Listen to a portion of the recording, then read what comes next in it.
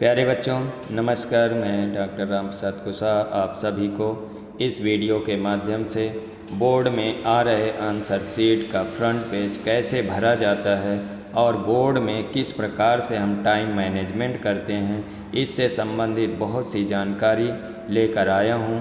और मैं सबसे पहले ये बताना चाहूँगा कि जब आप एग्ज़ाम हॉल में पहुँचते हैं तो आपको आंसर शीट मिलती है और उस आंसर शीट का फ्रंट पेज जैसे कि इमेज में दिखाया जा रहा है इस प्रकार का होता है, जिसको मैं जब आपको दिखाना चाहता हूँ कि सबसे पहले इस फ्रंट पेज को कैसे भरेंगे। तो सबसे पहले प्यारे बच्चों इसमें आप देख रहे हैं सबसे पहले लिखा हुआ है सब्जेक्ट।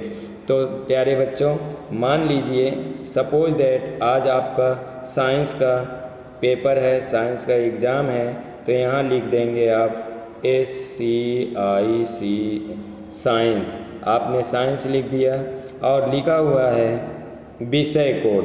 तो साइंस एडमिट कार्ड में देखेंगे प्यारे बच्चों साइंस के सामने क्लास 10th की साइंस है तो उसमें लिखा होगा कोड सब्जेक्ट कोड 086 इस प्रकार से लिख देंगे। और फिर इसके बाद थर्ड कॉलम है परीक्षा का दिन एवं तिथि। इसके लिए परीक्षा का दिन सपोज दैट सोमवार है, जिस दिन आप एग्ज़ाम दे रहे हैं वो सोमवार है तो लिख देंगे सोमवार।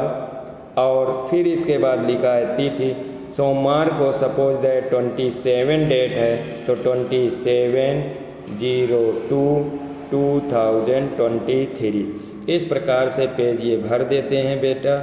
इसके बाद अब आता है उत्तर देने का medium of answering the paper. तो इसमें आप इंग्लिश मीडियम के स्टूडेंट्स हैं इसलिए आप यहाँ भरेंगे इंग्लिश। It is clear. अब इसके बाद लिखा हुआ है कोड नंबर पेपर में लिखा रहेगा और वो कोड जैसे लिखा रहेगा 2/2/3। तो अगर आप इसको पेपर में देखोगे तो पेपर में ये लिखा रहेगा, इस प्रकार से इसको लिखना होगा। सेट नंबर आपके पेपर में रहेगा। उस पेपर को जब देखेंगे तो उसमें लिखा रहेगा सेट नंबर, या तो 1 लिखा रहेगा या 2 लिखा रहेगा या 3 लिखा रहेगा या 4, इनमें से किसी में से एक होगा। मान लीजिए उसमें लिखा हुआ है सेट नंबर 2 तो आप इसको 2 इस प्रकार से कलर कर देंगे। It is clear. कलर करने के बाद फिर लिखा है अतिरिक्त उत्तर पुस्तिका की संख्या number of used answer sheet. तो इसमें आप लिखेंगे number of supplementary answer books used, इसको आप डैश कर देंगे।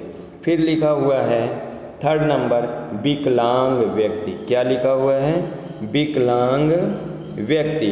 तो विकलांग व्यक्ति अगर आप विकलांग हैं तो यस लिखेंगे, विकलांग नहीं हैं तो नो लिखेंगे। क्या लिखेंगे? नो। विकलांग नहीं है तो नो लिखेंगे। फिर इसके बाद आप आगे जाएंगे, लिखा हुआ है क्या लेखन लिपिक उपलब्ध कराया गया है। मान लीजिए आप खुद नहीं लिख पाते हैं तो अगर लिख नहीं पाते हैं तो दूसरे को बुलाएंगे। अगर आप दूसरे को बुला करके एग्ज़ाम में कॉपी लिखवा रहे हैं, आप लिखने योग्य नहीं हैं तो इस केस में यस लिखेंगे। और आप खुद एग्ज़ाम दे रहे हैं, आप अपने से कॉपी लिख रहे हैं तो इसमें नो लिखेंगे। इट इज़ क्लियर बच्चों। फिर लिखा हुआ है यदि दृष्टिहीन हैं तो उपयोग में लाए गए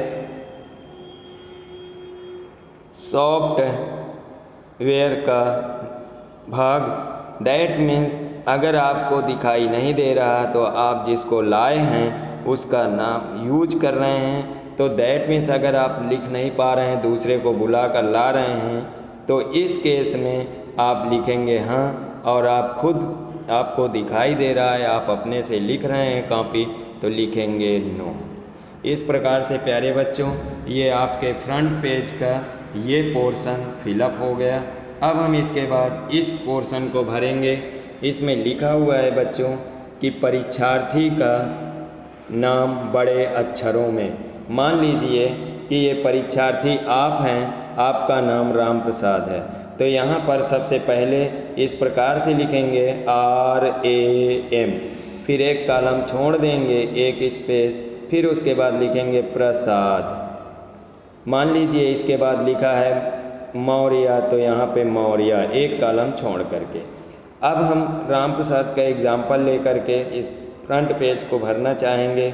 जैसे बेटा यहाँ पे R है, तो इस R के नीचे ही हम चले आएंगे देखते हुए, और जहाँ R वाली सर्किल होगी हम उसको कलर कर देंगे। ये R है, P Q R, तो R की सर्किल को कलर कर दिया। फिर इसके बाद हम देखते हैं A, ये A वाला सर्किल को कलर कर दिए। M है, M के नीचे आप आएंगे, M देख रहे हैं KLM, तो ये M है, इसको हमने कलर कर दिया। फिर इसके बाद 4 नंबर कॉलम स्पेस खाली है, 4 नंबर कॉलम को छोड़ेंगे।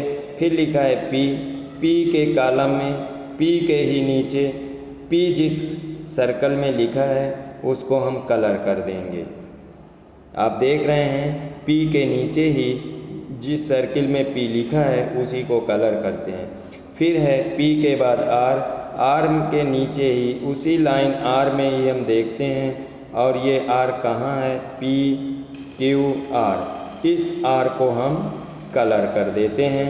कलर करें चाहे ब्लू पेन से या ब्लैक पेन से, दोनों अलाउ होता है। इसके बाद प्यारे बच्चों PR A के नीचे हम A देखेंगे और उसको कलर करते हैं। इसके बाद S के नीचे हम देखते हैं, S के नीचे ये S है और इसको हम कलर कर देते हैं। इसके बाद अब आता है A के नीचे हम A को कलर करेंगे। ये A है, A को हम इस प्रकार से कलर करेंगे। इट इज़ क्लियर बच्चों। फिर इसके बाद A के बाद D है, D के नीचे D वाले सर्कल को कलर कर देते हैं। इस प्रकार से बच्चों ये कॉलम भर जाता है।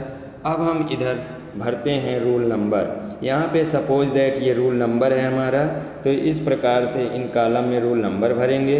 और जैसे ये 2 है तो 2 के नीचे वाले सर्किल में 2 को कलर करेंगे।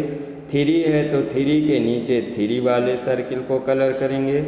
5 है तो 5 के नीचे 5 वाले सर्किल को कलर करेंगे। 4 है तो 4 वाले सर्किल को कलर करेंगे।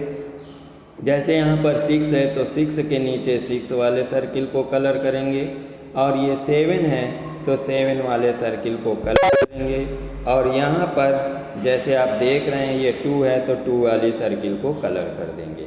फिर उसके नीचे हम देखते हैं प्यारे बच्चों लिखा हुआ है सब्जेक्ट कोड। जैसे साइंस का सब्जेक्ट कोड 86 086 है तो हम 0 के नीचे 0 वाले को कलर कर देंगे, 8 के नीचे 8 को कलर करेंगे और 6 के नीचे 6 को कलर करते हैं।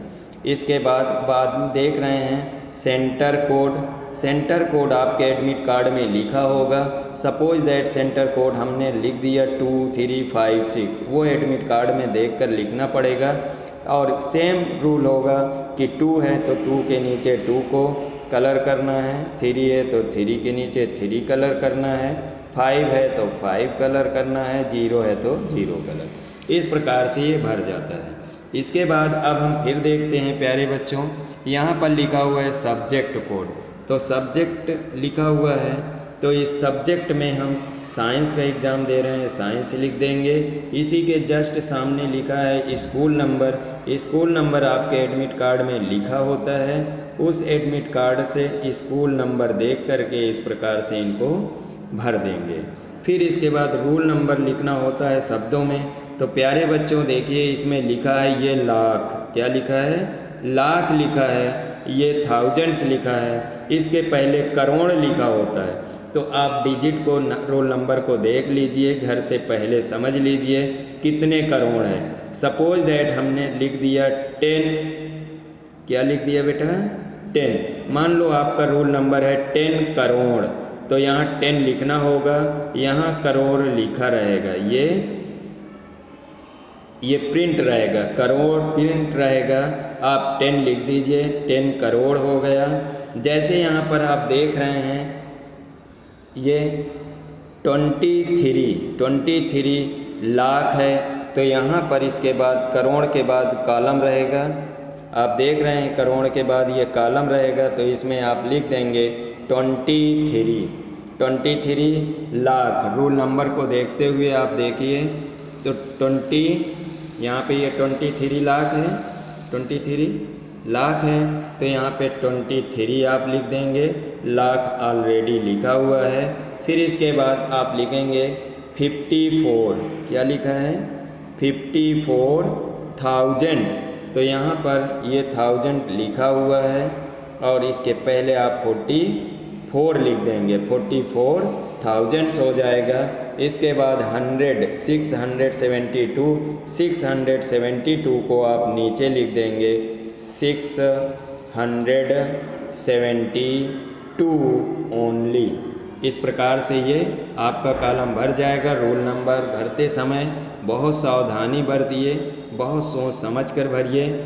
फिर लिखा हुआ है प्यारे बच्चों, पिता या संरक्षक का नाम, इसमें आप अपने पिता या संरक्षक का नाम लिख देंगे। जैसे हम लिख देते हैं संरक्षक का नाम मिस्टर मनोज कुमार, ये आपके पिताजी का नाम हो सकता है, आपके संरक्षक का नाम हो सकता है। फिर लिखा हुआ परीक्षार्थी के हस्ताक्षर, परीक्षार्थी के हस्ताक्षर सिग्नेचर आप कैंडिडेट लिखा हुआ है प्यारे बच्चों, लिखा है, तो इसमें सिग्नेचर आप कैंडिडेट में जिस प्रकार से एडमिट कार्ड में सिग्नेचर हो वैसे ही सिग्नेचर इस कॉपी में भी करेंगे। जैसे मैंने सिग्नेचर कर दिया, एडमिट कार्ड में हमारी सिग्नेचर ऐसे है तो हमने इसको कर दिया। प्यारे बच्चों यही आपका काम होता है, इसमें और कुछ नहीं भरना है। साथ ही साथ प्यारे बच्चों मैं ये भी बताना चाहूँगा कि जब आप एग्ज़ाम में बैठिए तो एग्ज़ाम में सबसे इम्पॉर्टेंट बात ये होती है टाइम मैनेजमेंट। प्यारे बच्चों जैसे आप जानते हैं कि आपको 3 आवर्स का टाइम मिलता है, 3 आवर्स मीन्स 180 मिनट्स, 180 मिनट्स आपको टाइम मिलता है। 180 मिनट्स में आपको क्लास आप 10th के स्टूडेंट्स हैं तो 80 मार्क्स का क्वेश्चन सॉल्व करना होता है। तो सीधी सी बात है प्यारे बच्चों, आपके 1 मार्क्स के लिए केवल 2 मिनट होता है। तो आप क्या करेंगे प्यारे बच्चों, इसमें बहुत से ऑब्जेक्टिव होंगे, तो ऑब्जेक्टिव जितने क्वेश्चंस हैं उनको 1 क्वेश्चन के लिए मैक्सिमम 1 मिनट्स दीजिए, और जो डिस्क्रिप्टिव क्वेश्चंस हैं इस एवरेज से आप मार्क्स को ऑब्टेन करिए। जैसे प्यारे बच्चों कोई क्वेश्चन है वो 5 मार्क्स का है, तो 5 मार्क्स के क्वेश्चन को सॉल्व करने में अधिक से अधिक आप 10 और 12 मिनट ही दीजिए। ऐसा नहीं है कि आप 5 मार्क्स का क्वेश्चन है उसमें आप आधे घंटे दे दिए, तो इस प्रकार से प्यारे बच्चों आपका क्वेश्चन छूट जाएगा और कोई भी टीचर, कक्ष निरीक्षक, कोई प्रिंसिपल, कोई आपकी हेल्प वहाँ पर नहीं कर पाएगा। तो प्यारे बच्चों आप टाइम को मेंटेन रखें। अगर 1 मार्क्स का कोई क्वेश्चन है तो उसको मैक्सिमम 2 मिनट से टाइम किसी भी हाल में ज़्यादा ना दें। जैसे 3 मार्क्स का क्वेश्चन है तो उसको 6 मिनट, 7 मिनट, बहुत ज़्यादा से ज़्यादा 8 मिनट दीजिए, इससे ज़्यादा मत दीजिए। अगर 4 मार्क्स का क्वेश्चन है तो 4 मार्क्स के क्वेश्चन के लिए 4 इंटू 2 कर दीजिए, 4 इंटू 2 कर दीजिए, दैट मीन्स 8 मिनट से ज़्यादा उस क्वेश्चन में समय ना दीजिए। तो इस प्रकार से प्यारे बच्चों आप मेंटेन करिए और समय से पहले प्रयास करिए कि 10 मिनट 5 मिनट आपका बच जाए। वो जो 10 मिनट या 5 मिनट आपका लास्ट में बचता है उसमें आप सभी लोग ये देख लीजिए कोई ऐसा क्वेश्चन है जो छूट गया हो, जिसमें ऐसे बहुत से आंसर तो नहीं हैं जिसमें आपने आंसर लिख दिया, क्वेश्चन नंबर नहीं डाले हैं, तो उसको ज़रूर एक बार देख लें। और प्यारे बच्चों जब आप क्वेश्चन लिखें तो क्वेश्चन का जब आंसर लिखें, सपोज दैट आप पहला क्वेश्चन करने जा रहे हैं तो पहला क्वेश्चन है तो लिखेंगे क्वेश्चन नंबर 1, क्वेश्चन 1 है, क्वेश्चन नंबर 1 हुआ और इसमें बहुत से पार्ट हैं, मान लीजिए ए, तो इस प्रकार से ए लिखेंगे, फिर इसका आंसर लिखेंगे, फिर इसके बाद सपोज दैट 2 इसका बी है तो लिखेंगे Q question number 1 B.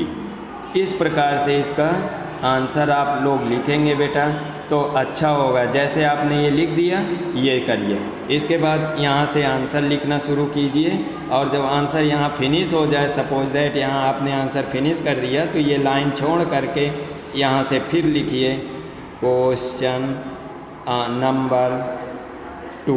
Question number 2 ए है तो इसको ए लिख दीजिए और फिर लिखना शुरू कीजिए। इस प्रकार से प्यारे बच्चों क्वेश्चन आंसर और उसके पार्ट को बिल्कुल नीट एंड क्लीन लिखिए, जिससे आपको एग्जामिनर नंबर देने में किसी प्रकार की लापरवाही न बरत सके।